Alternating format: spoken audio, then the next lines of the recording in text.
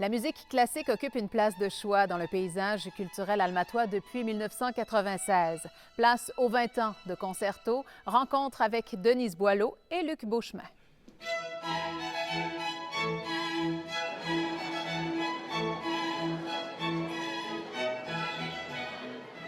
Bonjour Denise, bonjour Luc. Bonjour. D'abord, dans quel contexte c'est né Concerto il y a 20 ans? Alors, moi, j'ai été mandatée par M. Marcel Guérin, qui était régisseur culturel de Ville-d'Alma, ainsi que Roger Lajoie, conseiller municipal. Le contexte, c'est qu'on avait une grosse problématique puisque l'orchestre symphonique venait jouer ici à Alma et on comptait plus de musiciens sur la scène que dans la salle. Alors, l'orchestre avait décidé de ne plus venir à Alma. Étant moi-même professeur de violon, je trouvais que ça n'avait aucun bon sens. Ça se pouvait pas. Ben non, parce que ça nous prend des exemples concrets quand on enseigne la musique.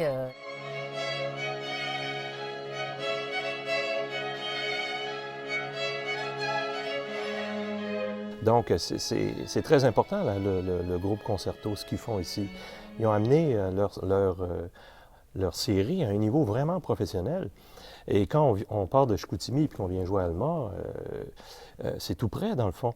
Et c'est comme, c'est tellement une organisation professionnelle qu'on retrouve ce genre d'organisation-là dans les plus grandes salles au Québec, dans le fond. Donc, on a la chance de pouvoir le faire ici.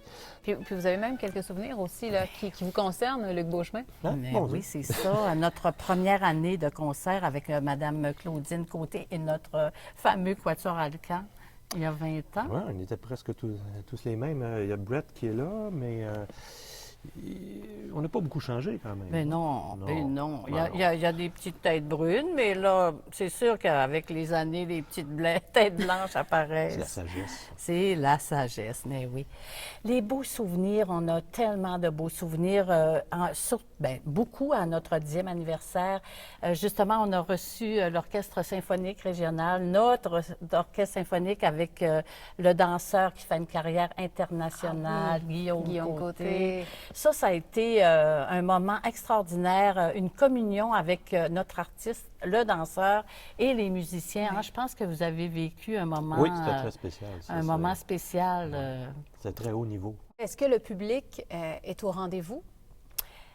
Et je vous dirais, quand je pense là, à cette photo-là, il y a 20 ans, tu sais, qu'il y avait peut-être 80 personnes dans une salle et que maintenant, on contient au moins 300 personnes, de 300 à 500 personnes dans nos salles.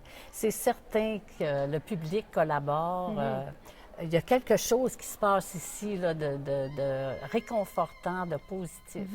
Et ce sera sûrement le cas pendant toute la saison. C'est une belle programmation que vous avez concoctée pour les 20 ans. Pour nous mettre un peu l'eau à la bouche, qu'est-ce qui sera au programme en janvier avec Charles-Richard Hamelin? Ah, bien, une œuvre qu'on adore jouer, c'est le quintet de Brahms. Juste y penser, là, j'ai hâte. Là. C'est le cadeau de Noël après Noël. Oui, puis c'est ça, avec Charles-Richard Hamelin qui est dans une bonne lancée en ce oui, moment. c'est notre en plus. révélation C'est ça, Radio-Canada. On devrait avoir une bonne salle là aussi. Là.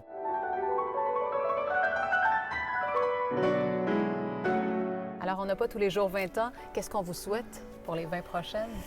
Beaucoup de relève, parce qu'on commence à avoir des têtes blanches dans l'équipe Concerto, mais on a de la belle relève aussi sur le comité. Puis